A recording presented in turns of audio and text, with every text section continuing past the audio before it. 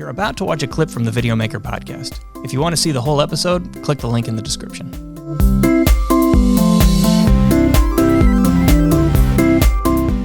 So, Casey, you're famous for, at least you're famous in our spaces for, insisting on editing your own work. And, anyone who edits video knows that that's a ton of work. And, if you think about, the days when you were in New York making a video a day, not only shooting it, but also editing it, you have to have, along the way, picked up a bunch of productivity tricks.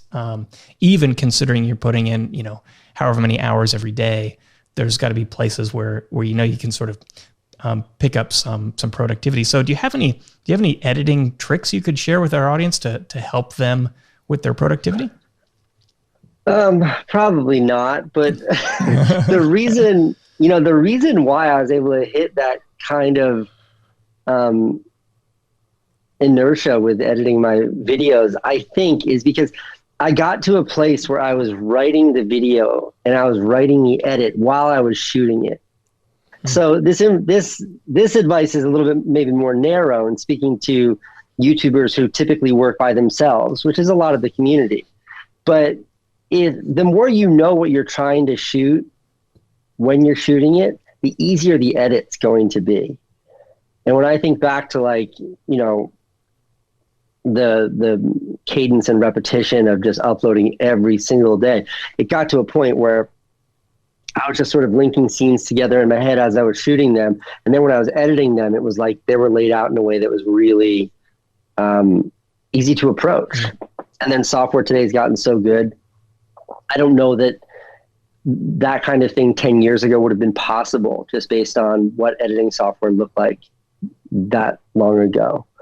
The things that we can do now, things you can do now in Premiere, like they show me their new features that are coming out, and it's like one single feature they'll launch is like, oh yeah, that was like an hour and a half every single night trying to put those subtitles in there, trying to figure out where those lines were in there so I could, trying to find consistency in color, like some of these new technical features that are being rolled out all the time, like that's time.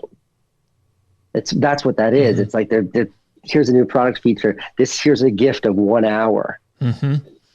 And that made it easier. So, it was like, I don't think I ever got any better at editing from a narrative point of view.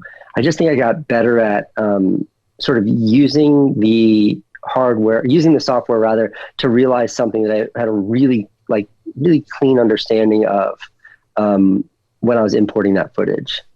So it sounds like your shooting ratio was pretty low. Like, was there much left on the cutting room floor? Yeah, in the days of the vlog, not really. Yeah. I mean, sometimes I would shoot more, it sounds silly, but sometimes I'd shoot more scenes than were needed.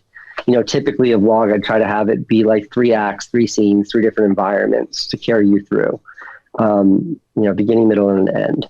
And sometimes I'd have 4 or 5, and I could make that work by merging them or having like a non sequitur, something I could make it make sense. And other times it just didn't work. So I would just sort of omit entire chunks of the vlog to make the flow and the cadence more, fluid. But beyond that, no, like when I was at speed in the vlogs, like I really was using most of what I was shooting, and I was not clicking that record button unless I knew I was going to share that.